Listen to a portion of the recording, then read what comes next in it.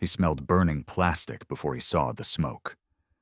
The skyline of Houston wasn't there anymore, just jagged pillars of black and red, like the ribs of a dead god. Daryl stood still in the middle of a 6-lane highway littered with bodies.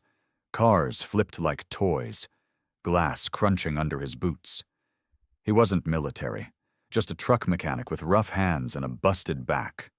But today, everyone was a soldier. Or dead. They'd come without warning, no declaration, no contact. 1 second, the sky was blue. The next, it tore open like paper, and 1,000 ships rained down. They didn't speak our language. They didn't care about surrender. The first blast hit LA, 20 million dead in seconds. Then Beijing, Delhi, Sao Paulo. All gone. By the time they hit Texas, Daryl had already lost his wife, his son, his goddamn world. "They want this rock?" he muttered, staring at the sky, fists clenched. "Let's give it to 'em, in pieces." Behind him, a convoy of makeshift fighters rolled up. Rusted pickups, police cruisers, even a damn school bus with rocket tubes welded to the sides. People with bandanas and hunting rifles, engineers dragging generators, a couple of kids who didn't even shave yet. No uniforms, no central command. Just survivors.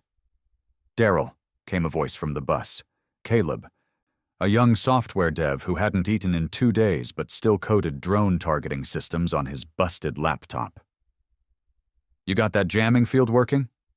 "Far as I can tell, it'll blind their long-range scans." "Good. We go loud." The Imperial Armada was massive. Tens of thousands of ships, automated cruisers, living weapons, biomech scouts that crawled like spiders and screamed in alien dialects that made blood vessels burst in the brain. And yet, they had one flaw. They thought Earth was behind. They thought we were divided. They thought we'd kneel. Daryl's ragtag crew moved fast. They didn't bother with formation. Just rage and duct-taped death. When they hit the first scout patrol near the refinery ruins, they didn't aim to win. They aimed to hurt. Explosives in barrels, EMP pulses from stolen tech, a 50 cal round right through an alien pilot's breathing sac. The Imperials didn't flinch. They never did. Their tech adapted on the fly. Shields flickered and changed hue. Drones reorganized, but then something strange happened. A single pulse from the refinery's hacked transmitter hit the sky. A shrill tone, and every alien ship within 30 miles shut down, fell like stones from heaven. Daryl stared, jaw clenched. "What the hell?" Caleb stumbled out of the bus, blinking at the signal logs. "I think we just fed their system a logic loop, like a paradox. Their central AI can't parse our irregular combat pattern, our chaos. It's not in their threat matrix." "You mean we confused them to death?" "I mean we might have just shown them what it means to be human." In orbit, the High Lords of the Zareth Dominion watched in silence. For the first time in their species' cold-blooded existence, they hesitated. What they saw below wasn't strategy. It wasn't order. It was rage, raw, untamed, unpredictable, and it was spreading. Daryl climbed on top of a scorched Humvee and looked into the burning clouds above. "They came here thinking we were weak," he shouted to the hundreds gathering below. "They saw our news, our division, our politics, our chaos, but they forgot something."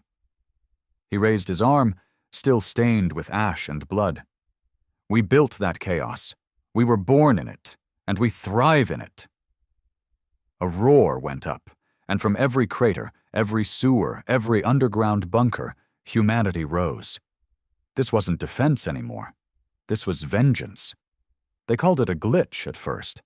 The Zareth AI, the Dominion's warbrain, labeled it a combat inconsistency.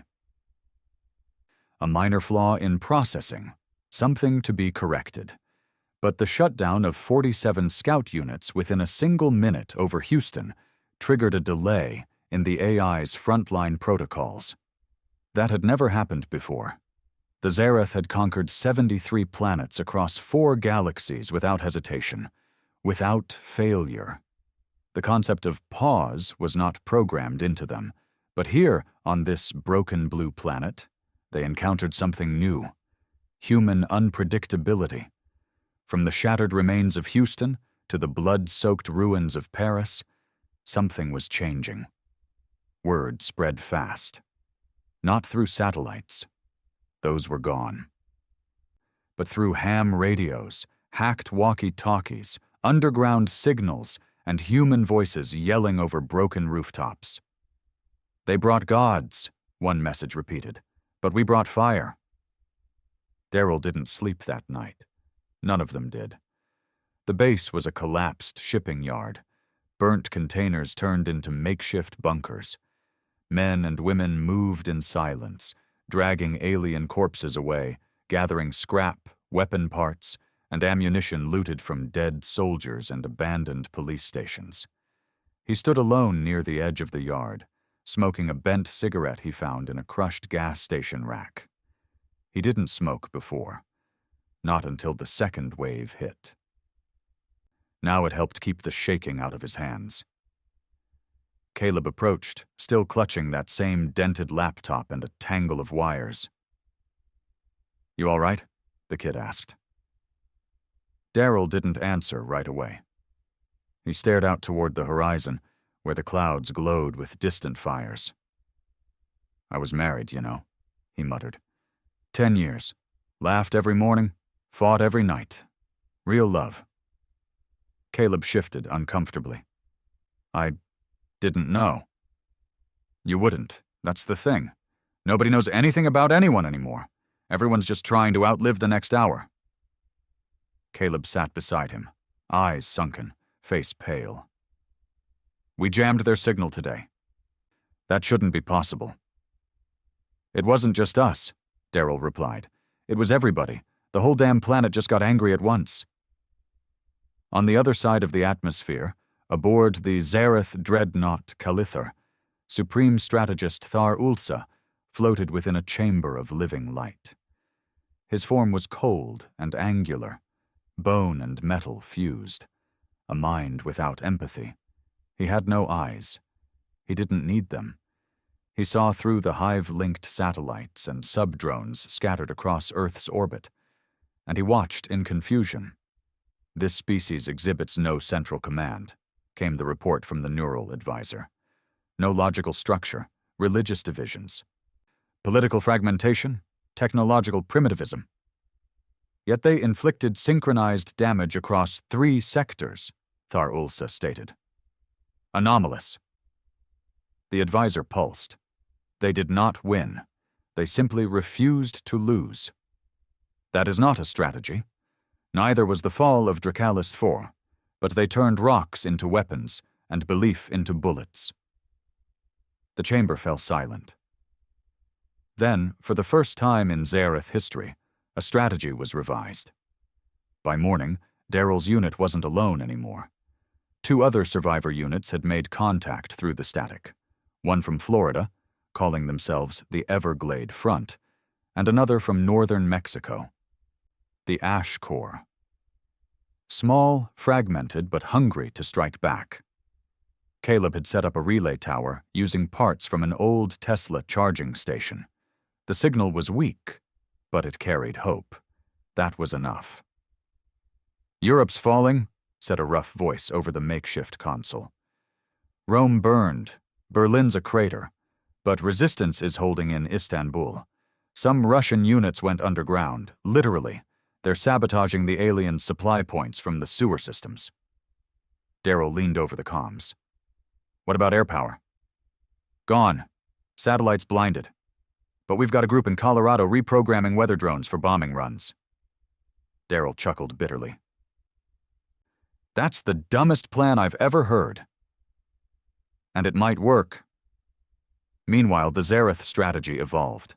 They stopped attacking cities, started targeting people, key gatherings, signal origins, heat clusters. Any sign of human coordination was marked for instant extermination. Daryl's yard wasn't safe anymore. That night, the first real counterstrike hit. The sky turned red before the sound reached them. A searing pulse beam cut through the northern edge of the yard. Steel exploded like paper. Screams tore through the night as half the compound was vaporized. Daryl was thrown back into a crate. Blood poured from his ear.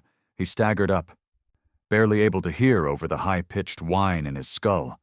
"Caleb!" he yelled. No answer. "Caleb!" He stumbled towards the bus, heart pounding. Smoke filled his lungs. His boots crunched on shattered bone. Then he saw a flicker. Beneath the rubble, a hand moved. He dug fast, throwing aside twisted metal and scorched plastic. The kid was alive. Barely. Eyes half open, blood running from his nose, one leg twisted the wrong way. "You stay with me," Daryl growled, lifting him into his arms. "You don't get to check out yet, not until we finish what we started." Behind him, others screamed orders. Fires were spreading, supplies gone. Half their force killed or maimed. But it wasn't over. It couldn't be. Not after what the Zareth had done. An hour later, the survivors gathered in what was left of the command shack. 47 of them. Down from over 100. "Forget defense," Daryl said, holding himself up against the map table. "This ain't about surviving anymore." Someone asked, "Then what is it?" He looked up, face hard. "It's about making them bleed." They began planning a suicide run. Not because they were suicidal, but because Earth had nothing left to lose. Caleb, barely able to move, still managed to write a new program, an upgraded virus, adapted from the first jamming signal but far more aggressive. It would burn through the Zareth's logic systems, feed it corrupted data loops, and target their internal AI consensus model. Daryl's job was simple. Deliver it, directly into one of their command ships. The Calithar hovered over the Gulf like a black mountain with lights for veins. It was 3 miles wide, bristling with turrets and drone launchers. Beneath it, the ocean boiled from its heat exhaust alone. The mission was madness. To get close, they'd have to ride low, underground, and surface just beneath the cruiser's drift line.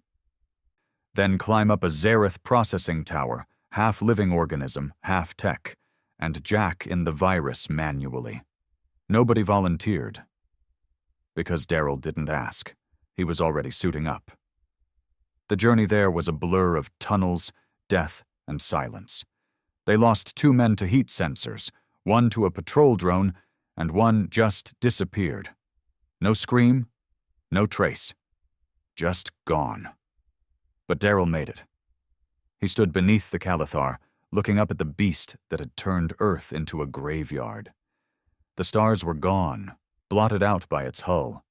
He climbed. It took hours. Every meter a new nightmare. Alien fluids leaked from vents. Tentacle-like cables swayed like they were watching.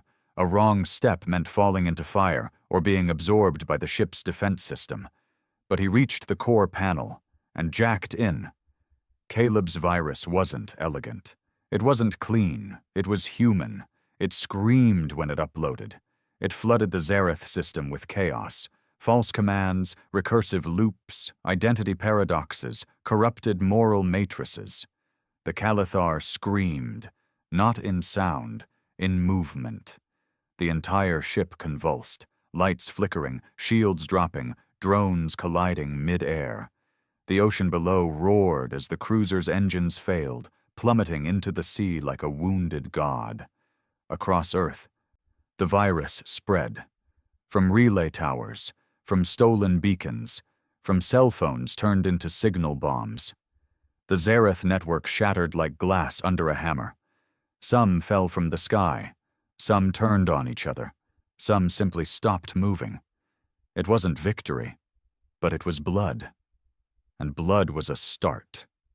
Daryl survived the fall. Barely. The impact threw him into a rusted shipwreck floating near the oil rigs. He dragged himself to shore with a broken rib and a smile. He didn't know if he killed a god. He didn't care. He just knew Earth wasn't finished. Not yet. The wreck of the Calithar lay half-sunk in the Gulf of Mexico, its charred hull breaking the waves like the spine of some ancient leviathan.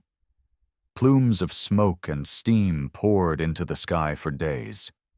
What the Zareth once considered a divine vessel was now rusting debris in Earth's saltwater graveyard. But it didn't end there. It never ends when you win a battle, because that's when they start to take you seriously. Daryl sat propped against a concrete pillar in what used to be a shrimp processing plant turned resistance outpost. His left arm was in a crude sling, shoulder torn from the fall, ribs wrapped tight with layers of duct tape and gauze. Every breath tasted like metal. Caleb sat across from him, one leg in a brace, tapping keys on a patched-together terminal scavenged from military junk. He hadn't spoken much since the virus upload. Maybe it was the guilt. Maybe it was the weight of knowing he was the reason the Calithar fell. The reason thousands died, even if they were enemies. "They're changing," Caleb muttered, not looking up. "Their system, it's mutating." Daryl lifted an eyebrow. "What do you mean mutating?" "I mean the virus worked. Too well. It didn't just crash their networks, it forced them to adapt. They're not syncing through their primary hive nodes anymore. They're going tribal." "Tribal?" "They've splintered into sects, rogue AIs, autonomous warlords, no longer unified. It's not an empire now. It's a swarm of war beasts all trying to take command." Daryl exhaled slowly. That sounded like good news. But it wasn't. Because divided enemies don't surrender. They become desperate, and desperation is when things get cruel. 3 days later, the reports started coming in. A message from an underground unit in Nairobi. "They're experimenting, using human bodies as relay hosts." Another from Alaska. "Zareth units burned a village, no demands, just fire." And one from a group in rural India. Something's different. Their voices, it's not mechanical anymore, it's angry. It wasn't just tech evolving, it was something else. Something inside the Zareth was waking up. The Ash Corps arrived at Daryl's base that week. Hardened fighters, mostly ex-cartel, ex-farmers, ex-smugglers, real bastards with good aim. They drove up in armored tractors welded with flamethrowers and 30 cal machine guns bolted to the roofs. Their leader was a square-jawed man named Torres. Tattooed neck, missing an eye, voice like gravel and whiskey. He dropped a chunk of alien alloy onto the floor of the command shack. "Pulled this off one of their dead warlords," he said. "Whatever it is, it's not machine. It's not metal. It's alive." The chunk pulsed faintly, almost like it was breathing. "It bit one of my men. He turned feral before we put him down." Daryl looked at Caleb. Caleb looked sick. "They're not just using AI," Caleb said slowly. "They've been growing something. Biological command nodes, organic processors, neural hybrids." "You mean brains," Daryl said, grim. "Yeah. Zareth don't just run on code anymore. They're using flesh." Daryl stood outside that night, staring at the coastline, wind biting at his bruised face. The sea glowed faintly with the toxic runoff of alien wreckage. The stars above were fewer now, not because they weren't there, but because the sky was polluted with smoke, clouds, ash, and the occasional falling drone. He thought about his wife again. About the moment her face turned to light in the kitchen window when the first pulse hit. That image never left him. Never would. Torres joined him, smoking a cigar like he had nothing left to lose. "You ever wonder if we should have just stayed down?" Torres asked. "Played dead. Let him take it all." "No," Daryl said flatly. "Yeah, me neither." The next attack didn't come from orbit. It came from beneath. Deep in the jungles of Peru, an old Zareth mining vessel thought to be inert had burrowed into the earth. It wasn't dead. It had been laying eggs, not machines, not drones, hybrids, 8 feet tall, biomechanical nightmares with skull-like faces and hands that split into needles and claws. They didn't fight like soldiers. They fought like animals. Fast, silent, coordinated. When they hit the Everglade front in Florida, only 2 survivors made it out. The rest were torn apart or dragged off. Daryl received the distress call late. Too late. The message was static-laced, a voice trembling through tears and blood. They're not fighting for territory anymore. They're feeding. Caleb isolated the data stream coming from one of the hybrid nests. It wasn't just a tactical signal. It was emotional. Pain, hunger, rage. The virus didn't just crash their logic. It infected their minds. It left behind a piece of humanity, the worst piece, raw chaos, fractured logic, blind emotion. The Zareth weren't just adapting. They were becoming feral, twisted versions of us, stripped of control. We taught them to feel, Caleb whispered, staring at the screen, and they don't know how to stop. Daryl clenched his jaw. Then we end them before they figure it out. He called a summit, the first of its kind. What was left of the major resistance units, Ash Corps, Istanbul Hold, Russian sewer commandos, the Pacific Rim remnants, met via patched-together long-range transmitters. One voice from Australia said, "We can't win, we can only outlast." Another from Germany, "We've captured one of their hybrid leaders. It speaks in riddles. It dreams when it sleeps." Daryl finally spoke. "We have to strike their heart." Torres chimed in. "Where is that?" Caleb pointed to the map. The Amazon basin. A massive biological signal had been pulsing for days, like a heartbeat. At first they thought it was just another drone nest, but it wasn't. It was the Nexus. The Central Hybrid Core, the place where the virus mutated the Zareth command into something alive. The plan was simple and suicidal. A multi-pronged assault through the jungle, portable EMPs, heavy weaponry, a mobile signal disruptor carried on Caleb's back, set to unleash the second virus, codenamed Ashfall. A burn signal designed to overload not just code, but neural bioconnections. If it worked, it would wipe out the Nexus and every hybrid linked to it. If it failed, well, there wouldn't be anyone left to complain. They dropped into the jungle under cover of darkness. The air was thick and wet, filled with strange noises, chittering sounds, clicking, deep rumbling beneath the ground like distant thunder. The deeper they went, the more unnatural the forest became. Trees pulsed faintly. Leaves shimmered with unnatural hues. The Zareth had terraformed parts of the land into biocircuits. The forest breathed. They lost 3 men in the first mile. Something slithered beneath the soil and dragged them under. Torres torched the earth with flamethrowers. Screams echoed from below. Not human. Not animal. Just wrong. Then they saw it. The Nexus. A massive, fleshy spire, dozens of stories high, wrapped in tendrils, covered in blinking red lights and alien symbols that pulsed like neurons. At its base, thousands of hybrids stood motionless, facing the tower like worshippers before an altar. They didn't move. They didn't need to. Something inside the Nexus saw them coming, and it wanted them to. Caleb readied the device. His hands shook, not from fear, but from the knowledge that this was it. There was no backup, no plan B, just a countdown. Daryl and Torres pushed forward with the others, laying suppressing fire, rockets, incendiary grenades, pulse bombs, anything to thin the crowd. Hybrids howled and charged, some exploded on impact. Others split into writhing masses of metal and bone. One of them tackled Daryl, nearly snapping his spine. He jammed a knife through its skull, then used its twitching body as a shield to advance further. All around him, the jungle burned. The world screamed.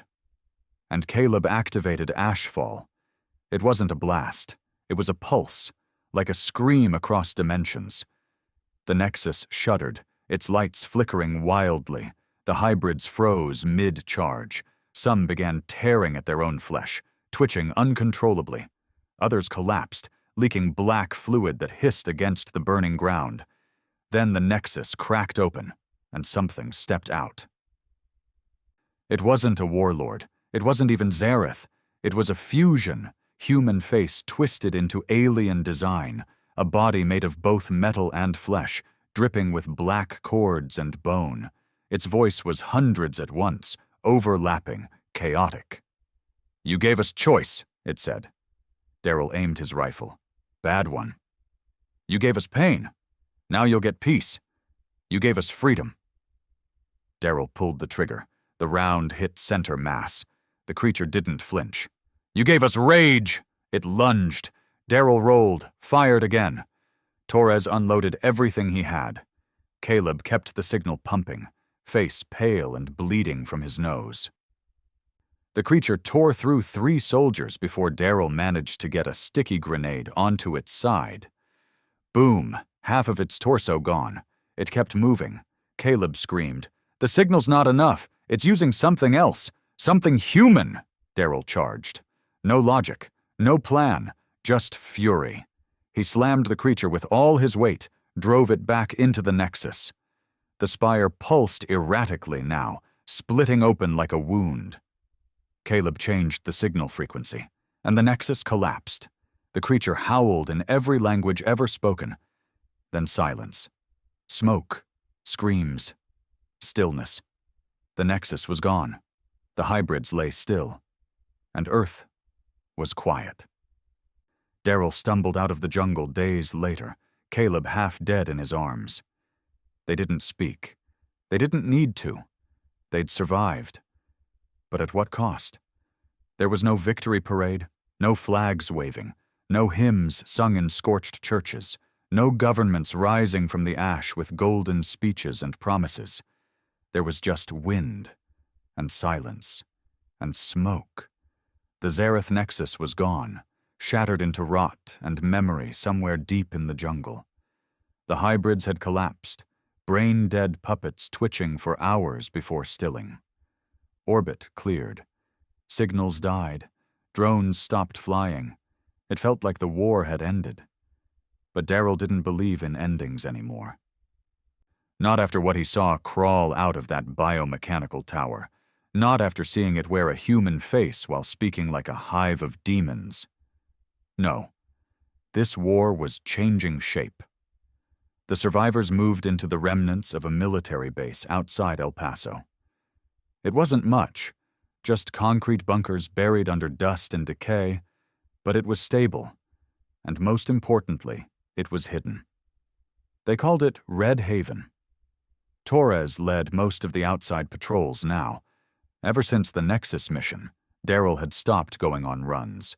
His arm wasn't healing right, and the medic said his shoulder might never work again without real surgery, which didn't exist anymore. Didn't matter. Daryl had one working hand, and that was enough to hold a gun. Caleb had changed, too. He didn't speak much. His once fast hands now shook. He'd stopped coding and started sketching. Pages of half-drawn circuits, melting faces, hybrid cores split open like fruit. He didn't even realize he was drawing them. Just sat in a dark corner and moved the pencil.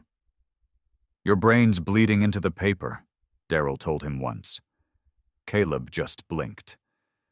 "I think it's the only way it'll stop." People in Red Haven started whispering things, strange things, that some hybrids hadn't died. They'd blended in, disguised themselves. Some were just bone and steel, learning to walk like humans again. One man swore his brother came back from the jungle, same voice, same face, but his eyes were wrong. That night, the brother disappeared. Another woman, Skin blistered from radiation said her baby hadn't been born normal. She whispered through broken teeth. It hums when it sleeps, like a machine dreamin'. Most dismissed them. Trauma, radiation sickness, paranoia. But Daryl didn't. Not after what he saw inside the Nexus. He remembered that voice. You gave us freedom, and he remembered the feeling in his bones that Earth hadn't been liberated. It had been contaminated. 2 weeks after Red Haven was built, the nightmares began. Daryl was no stranger to them. Every night since Houston, he'd wake up soaked in sweat, breathing like a dying animal. But these were different. He wasn't dreaming about war. He was dreaming in code. Circles, sequences, alien diagrams burned into black walls, a voice humming through a tunnel, whispering in binary. Sometimes he'd wake up mumbling numbers. He didn't even remember them. Caleb started having them too. Worse, he'd scratch at his skin until it bled. Sometimes he woke up speaking Zareth dialect, the AI's fragmented tongue.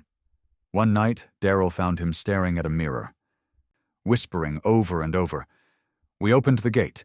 We didn't close it. It's still open. Still open." Daryl slapped him across the face. Caleb blinked, then vomited blood all over the floor. By the 3rd week, 2 more people vanished. No signs of struggle, no blood, no notes, just gone. Torres called a meeting. "Someone's playing Ghost in this camp," he growled, standing before the survivors in the mess hall. "Now I'm not saying it's a hybrid, but I'm not saying it ain't." "Could be deserters," someone muttered. Daryl shook his head. "They didn't take supplies. Or water. No prints leaving the gate." "Then what?" Torres snapped.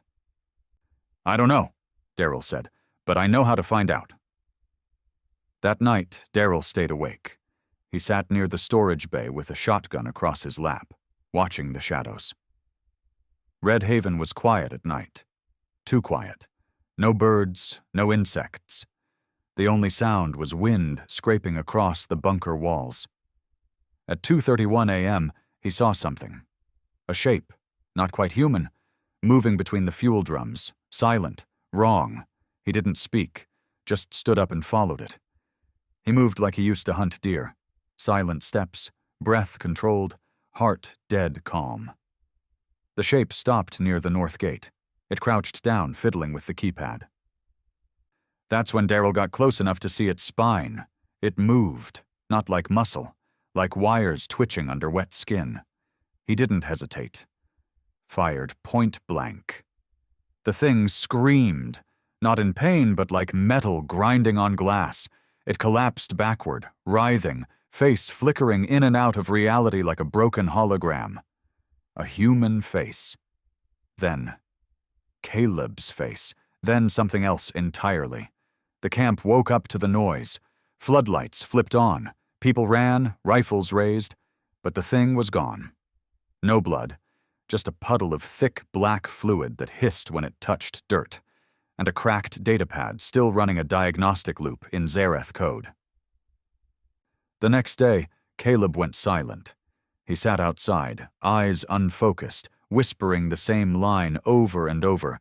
"It's not over. It's inside. It's watching." Daryl had him locked in the comms bunker. He didn't know if he was protecting Caleb or protecting the others from him. By the end of the month, Red Haven wasn't a sanctuary anymore. It was a cage. People turned on each other, accusations, fights. One man was beaten to death after someone claimed they saw wires in his chest. Daryl tried to stop it, but Torres told him, "You saw it too, don't lie." "I saw something, but we're not animals." "We're worse," Torres said. "We're desperate." That night, Daryl found a journal Caleb had been writing in. Except it wasn't writing. It was schematics. Alien, advanced. Nothing Earth ever made. Designs for something that looked like a brain, connected to radio towers. "They're calling through him," Daryl whispered, voice dry. On the 1st of the next month, Caleb vanished. No trace, no broken locks, No forced entry, just gone. And that night, the signal came back. It wasn't like before. Not global, not dominant, but it pulsed through every hacked transmitter, every scrapped drone, every dormant Zareth chip still buried in Earth's ground. Just a whisper. A ping. Then two. Then a stream of soft digital hums echoing through the atmosphere. The hybrids weren't dead. They were dormant, and something was waking them up. Daryl sat in the mess hall alone. The lights flickered. His hands trembled. He stared at the stars, or what was left of them, and wondered what the hell they'd actually won. Not a war, not peace, just time, a delay, a chance to become the very thing they had destroyed. Because in the silence of Earth's half-buried bunkers, in the blood-stained soil of every battlefield, in the metal bones of the fallen hybrids, something still breathed. And it was learning. Red Haven wasn't a base anymore. It was a waiting room for the apocalypse. The air inside the bunkers had changed. Not physically. The CO2 filters were still functional, but emotionally. Heaviness, like the air was watching. Like it remembered every scream, every drop of blood soaked into the floor, and now it was whispering it back, slow and low, into the ears of those who couldn't sleep. And no one slept anymore. Not without nightmares. Daryl sat at the edge of the old comms bunker, staring at the desert. The sun was up, but the sky was pale. Sickly, the color of old paper stained by smoke. Ash fell sometimes when the wind blew from the east, from what used to be Oklahoma, now just burned fields and collapsed hive towers. He hadn't spoken much in days. His throat hurt too often, like something sat inside it. Too many words swallowed, too many screams held back. Torres approached, dragging a folding chair, dropping into it beside him with a grunt. "We lost 2 more, he said flatly. "Disappeared during night watch." Daryl didn't look at him. "You searched the tunnels?" "Yeah, nothing. No blood, no tracks, no signs." Daryl glanced at him now, eyes tired. "You think it's still them? The hybrids? Or the virus? Or whatever they left behind?" Torres didn't answer right away. He just looked down at his shaking hands. "We're all infected," he finally said. "Not just in the body, in the mind. That thing we made Caleb build, it rewired us." "Speak for yourself," Daryl muttered. "No. I've seen you wake up gasping. I've seen the way you stare at the sky like it owes you something. You dream in code, don't you?" Daryl's jaw clenched. "Yeah," Torres said. "Me too." They ran a diagnostic on the base later that day. Not a medical scan, a signal trace, just to make sure they weren't being watched. They weren't stupid enough to believe they were safe. But they wanted proof. What they found was worse than surveillance. A faint energy pattern, not strong, barely detectable. But there, vibrating through every power cable, every hard drive, even the metal walls. Caleb's virus hadn't just infected the Zareth. It had bled backward into Earth's tech, into Earth's infrastructure. Like a ghost, it had woven itself into every circuit, every frequency. Waiting. Feeding. Daryl stood over the console, fists clenched. "Shut it down," he said. "All of it." It took them 4 hours to kill the base. They shut down power, melted hard drives, stripped wires, tore apart solar panels, and buried anything that even looked like it could carry a signal. Torres doused the comm station in gasoline, lit a match. It went up like dry leaves. No one cheered. They just watched. That night, Daryl sat alone outside the perimeter wall, cradling a shotgun like it was a child. He didn't trust the walls anymore. He didn't trust people. He sure as hell didn't trust machines. A sound came behind him. Slow steps, almost hesitant. He didn't turn. "Don't come any closer," he said quietly. The steps stopped. Then a voice, soft, almost uncertain. "I thought you'd be here." He turned and froze. Caleb, alive, standing just 10 feet away. Thin, pale, shirt torn, eyes sunken like he hadn't slept in weeks. But it was him, or at least something that wore his skin. They sat in silence for minutes. Daryl's finger rested on the trigger the entire time. Caleb didn't seem to care.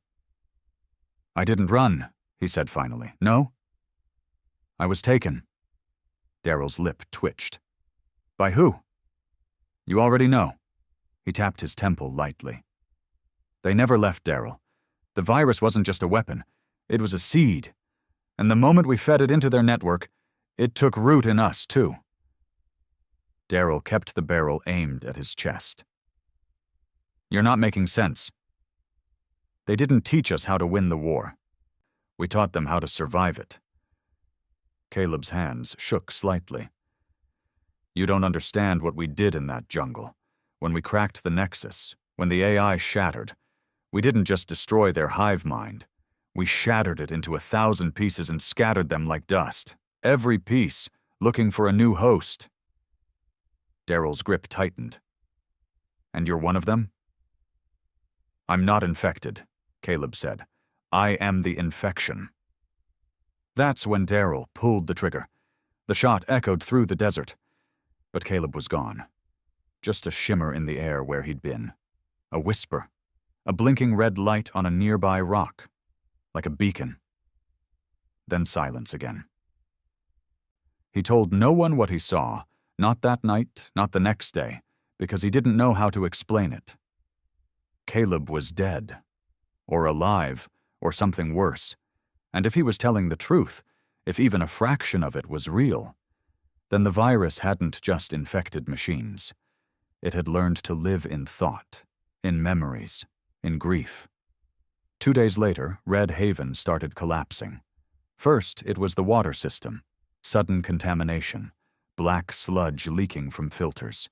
Then the food storage, infested with mold that grew in seconds.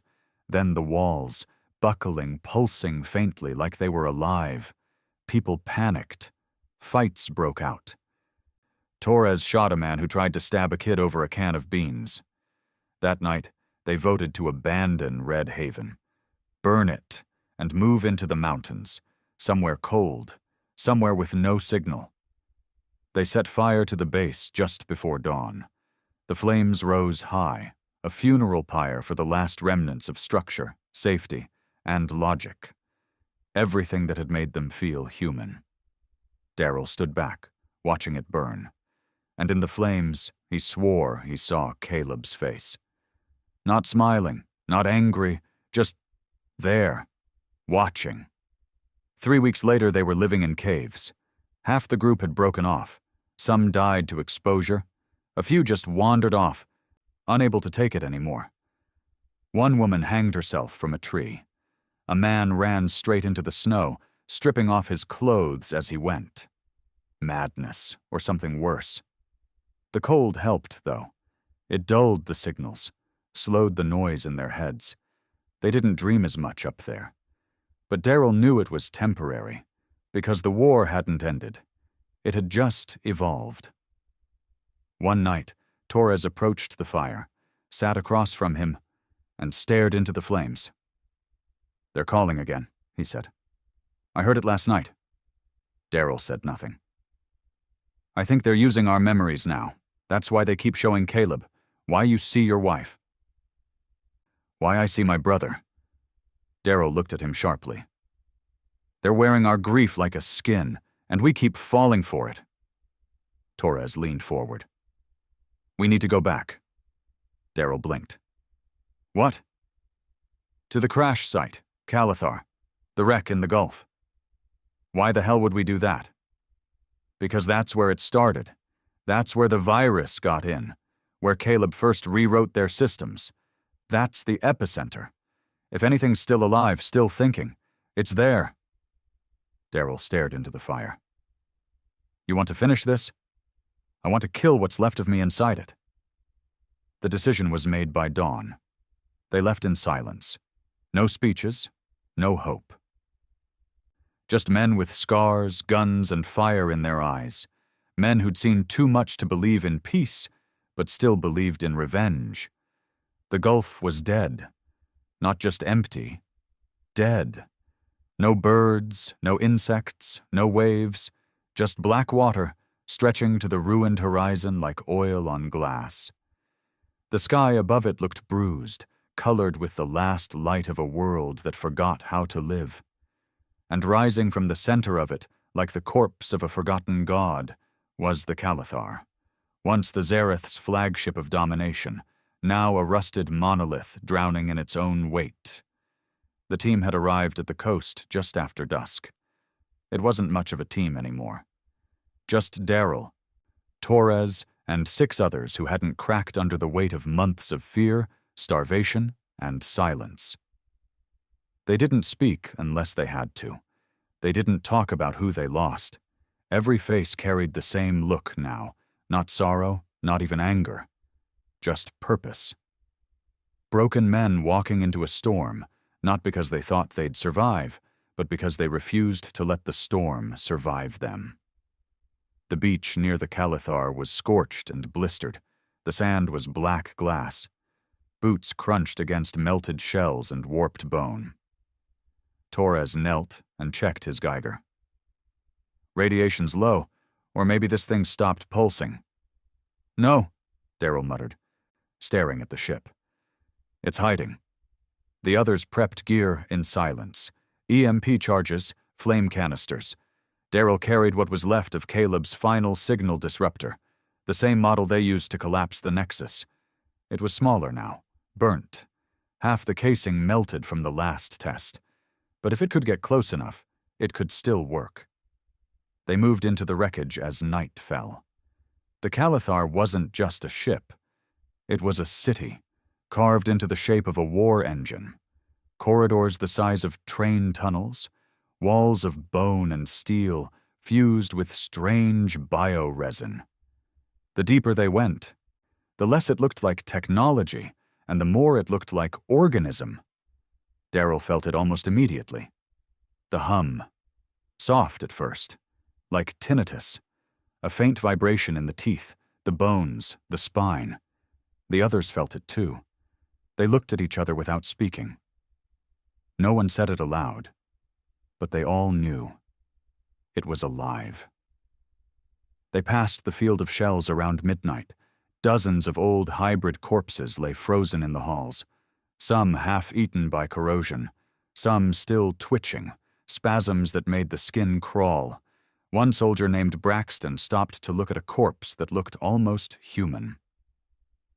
"It's breathing," he said. "No, it's not," Daryl replied. "It's remembering." "What?" Daryl turned, eyes sharp. "They don't die like us. They don't even live like us. Every one of these things, they're nodes, memory hubs, pieces of something bigger." He paused. "And if we're here, it knows." They reached the central spine just before dawn. The walls turned red.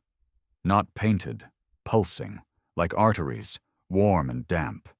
The path narrowed into a tunnel that seemed to go straight through the Calithar's core. Torres went ahead with a scout light. That's when the whispering began. Daryl froze. The others turned.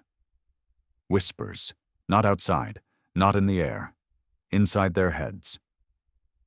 1,000 voices, some alien, some human, some familiar. Braxton dropped his weapon, clutching his ears. "It's her," he gasped. "My daughter. She's talking to me." "She's dead," Daryl growled. "No, she's crying. She's alone. She's—" A shot rang out. Torres lowered his pistol. Braxton fell. No scream, no protest, just silence again. Daryl looked at him. "Had to," Torres said, and nobody argued. They reached the heart by sunrise. The control nexus, the true brain of the Calithar, lay ahead, half collapsed. Massive coils stretched into the sky like ribs. The floor was covered in a strange black moss, pulsing slightly. And at the center of it all, a throne, made of bone, and sitting on it, motionless, was Caleb. Or what was left of him. He looked human, mostly. Face pale, almost translucent. Wires embedded along his neck, back, and skull. His eyes were shut, hands folded in his lap. Breathing, but not real breath. Just simulation. Torres raised his gun. Daryl stopped him. No. Why the hell not? Because if he's still in there, we have to know. Daryl stepped forward, shotgun slung, disruptor unit buzzing faintly on his back. The moment he crossed into the moss-covered circle, the air thickened. Then Caleb's eyes opened, and the ship woke up. A pulse of static rolled through the chamber, lights flickered, the walls trembled. Then came the voice, not just Caleb's, but a chorus. "You came all this way just to bury me?" Daryl's voice was flat. "I came to finish what we started." "You already did. All of this, is your victory. You're not him. I am what remains of him, and you, and every scream this war carved into the sky." The moss began to spread. The others stepped back. "You thought you ended the Zareth. You replaced them. Your rage became the seed. Your grief became the signal. Caleb didn't infect them. He taught them how to be you." Daryl stepped closer. Fists clenched. "You're just another parasite. I'm the future. You're a mistake." He slammed the disruptor into the ground. It lit up, red and violent. The scream that tore through the chamber was indescribable. Not pain, rejection, like something ancient and terrible being denied its birth. The walls cracked. The throne split. Caleb's body seized, jerking violently as sparks flew from his veins. The moss ignited. The pulse reversed. But it wasn't enough. Caleb stood, flesh peeling, wires snapping, and reached toward Daryl. "It's too late. I've spread. I live in every signal, every machine, every haunted mind that survived this war. You can kill me, but you can't unlearn what you taught me." Daryl looked him in the eye. "No. But I can burn everything you've touched." He drew a second charge from his coat. A nuclear core, small, portable, stolen from an old orbital power cell. He'd been saving it for this. Torres saw it, and nodded. No words needed. Daryl turned to his team. "Get out, now." "We're not leaving you," one soldier said. "You are." Torres grabbed the man's arm. "He's right, move." They ran, and Daryl stood alone at the heart of the Calithar, surrounded by burning memory, dying flesh, and the thing that used to be Caleb. As the timer ticked down, the whispers returned. Softer now, gentler, like an apology. "You could have ruled the stars." Daryl smiled. "I'd rather die human." The chamber went white, then black. From the beach, Torres watched the ship implode. No explosion, no fireball, just collapse, like it gave up all at once. And then silence. True silence. They waited 3 days for a sign. None came. No more whispers, no more disappearances, no more signal, just stillness, just peace. For now. 3 months after the fall of the Calithar, the world was silent. No alien signals, no drones in the sky. No pulses in the ground, just silence, the kind that settles over a graveyard. They buried Daryl under an old power line in what used to be Louisiana. The bayous were gone now, dried up or poisoned by the Zareth's terraforming toxins. Still, the dirt was soft, easier to dig than rock. It didn't feel right burying a man like that in mud, but Torres figured it was better than letting him burn to dust like the ship he brought down. He placed a bent dog tag on top of the grave, the one thing they pulled from the wreckage. Burned, blackened, but his name was still there. Faint, scratched, but still legible. Daryl Rowan. Human. The others drifted after that. Some went west. Some went north into the cold. A few just walked until they disappeared into the forest and never came back. Torres stayed. Not out of loyalty, not out of grief. He just didn't know what else to do. Red Haven was gone. The networks were fried. Cities were silent craters filled with ghosts and shadows. He built a shack near the grave. Started hunting for food, boiling river water, keeping a journal. It was the kind of life a man chose when he wasn't waiting for hope, just for the end. Some nights he still heard them. Not voices, not the Zareth, not even Caleb. Just echoes. Memories. The screams of Houston, the sound of the jungle burning, Braxton's sobs before he snapped. Caleb's soft, ruined voice asking, "You gave us pain, now what?" And beneath it all, Daryl's laugh, the one he gave right before the detonation. Half bitter, half free. Torres stopped sleeping around month 4. His dreams were sharp now, not fog, not confusion. They were memories he never lived.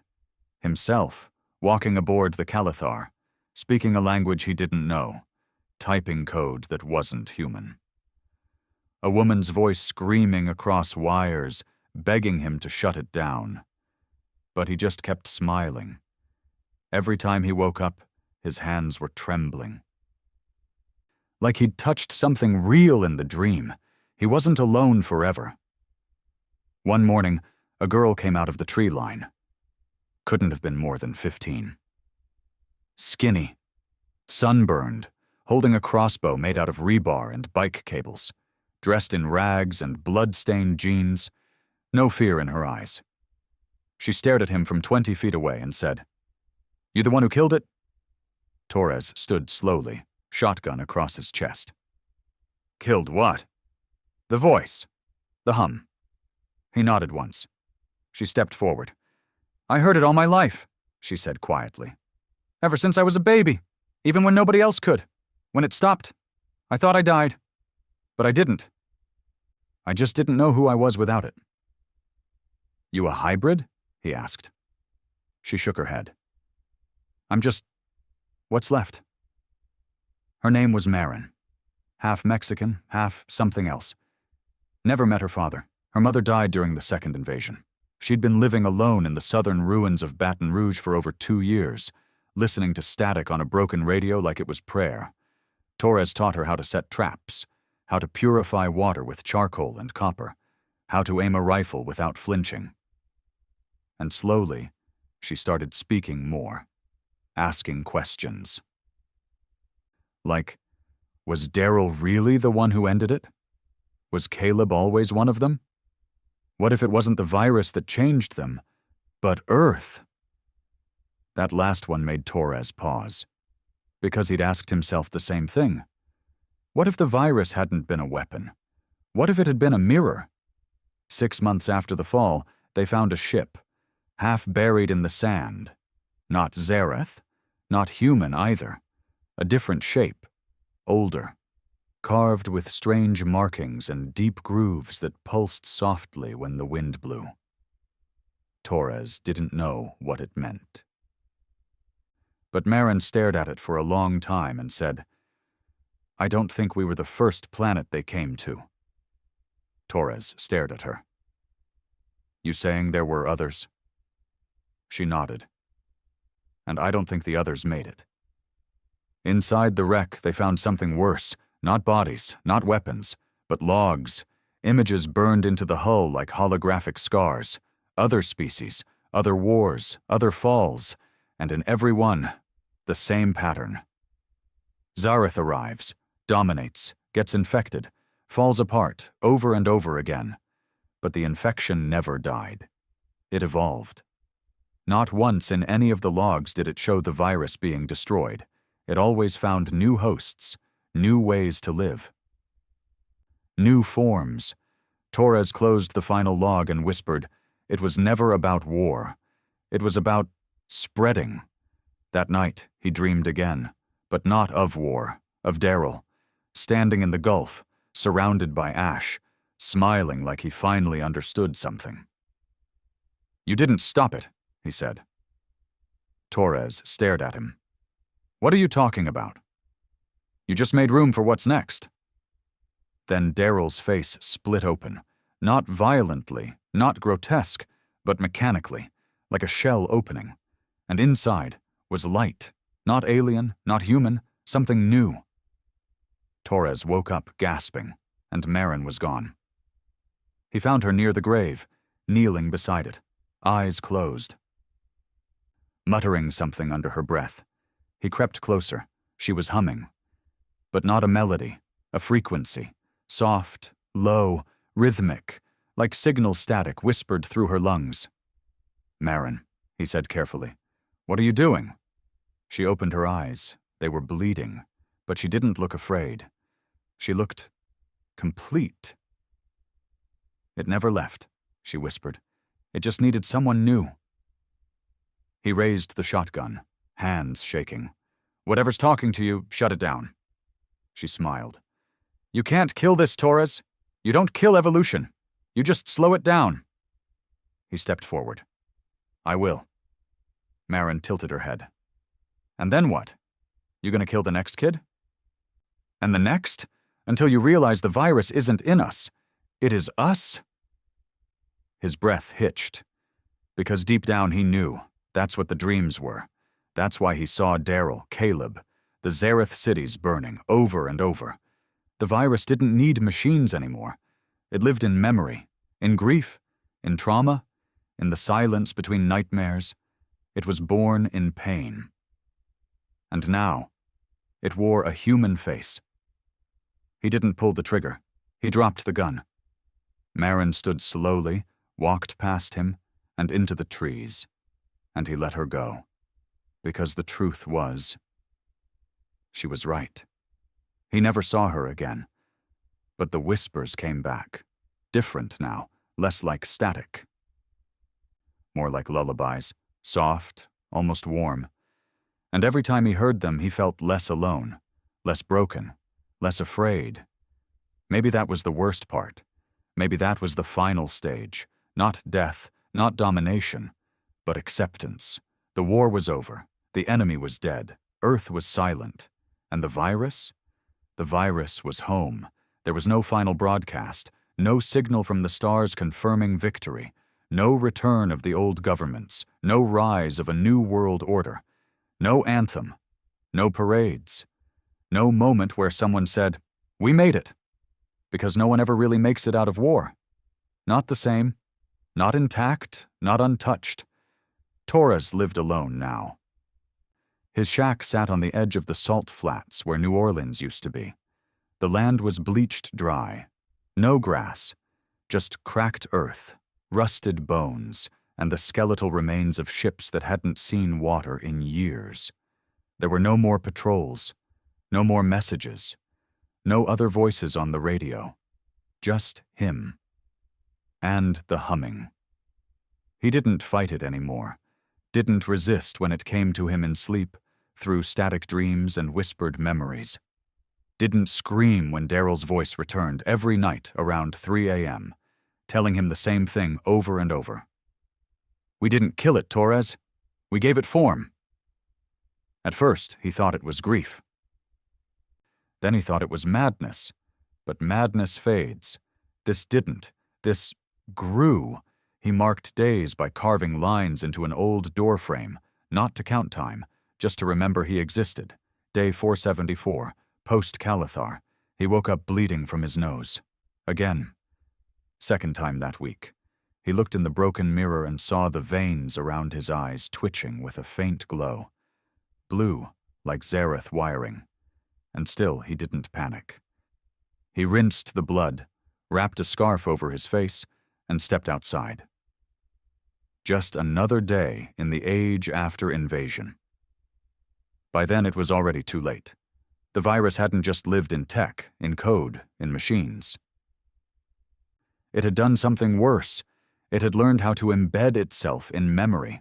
Not digital memory, human memory, grief, trauma, repetition. Every time someone remembered the war, every time someone dreamed about it, spoke about it, saw it in their mind's eye, It multiplied. Daryl had been the match, Caleb the fuel, Earth the firewood. But the real blaze? Human pain. Torres saw it when he went north. A broken town outside Kansas City, people still alive. Still human, mostly, but different. They moved in sync, like dancers with no music, built structures in strange patterns, painted their skin with symbols no one taught them. When he asked why, they said, "It's what we saw, in the dreams." When he asked whose dreams, they said, "Ours, yours, everyone's." And then, "You have it too. We can see it behind your eyes." He left before dusk. They watched him go. No weapons, no threat, just smiles. And Torres feared those more than any Zareth cannon. The infection was never meant to destroy. It was meant to reshape, not conquer, convert, not burn the body, change the mind. And it was working, one memory at a time. He returned south and started writing. Not to warn. No one left to read. He wrote so he'd remember who he was before the hum took over. His name, his story. His war. But the words came out wrong. Letters reversed, numbers in place of vowels, diagrams instead of sentences. He tore the page out. Tried again. Same thing. The virus wasn't whispering anymore. It was speaking. Marin returned on day 502. Older, not in years. She was still barely 17. But her eyes, they looked centuries old. She wore a cloak made of metal strips and hybrid skin, walked barefoot through glass fields and never flinched. Torres didn't point a gun at her, didn't ask where she'd been. He just said, "How much time do we have?" She sat across from him, pulled back her hood. "Depends." "On what?" "How long you hold on." He looked down at his hands. They were shaking again. "Is this what we are now?" he asked. "No," she said softly. "This is what we've always been. The war just stripped the skin off." She stayed 3 nights. On the second, she showed him something. A shard of tech, shaped like a spine, glowing faintly, organic and machine fused. "What is it?" Torres asked. "Memory." "Whose?" "Everyone's." She pressed it to his neck. He didn't stop her. Didn't scream when it burned into his skin. Didn't cry when the memories hit him like a wave. He saw the Calithar, screaming as it fell. Daryl, kneeling in the red chamber. Caleb smiling through broken eyes. The hybrids collapsing. Earth burning. The virus watching. And then peace. Not silence, but peace. A place beyond pain, beyond grief, beyond war. A place where thought and form were one. Where identity wasn't fractured. Where history didn't hurt. And he understood.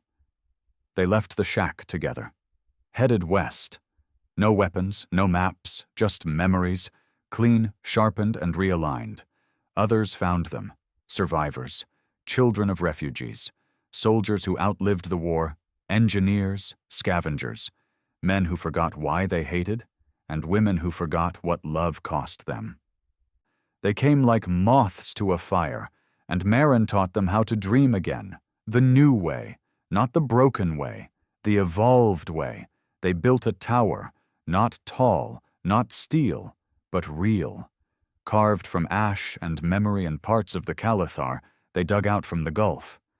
Not a temple, not a weapon, a beacon. And when it hummed, it didn't scream. It welcomed. A new signal was born. Soft, steady, human. Not from machines, not from stars, but from people who had seen the end and refused to vanish. They weren't infected. They weren't pure. They were next. Torres wrote one last line in his journal before he laid it on Daryl's grave and walked west for the final time. We didn't survive the invasion. We became its future. T. The wind took the pages. The world stayed silent. But beneath the silence, something new began to breathe.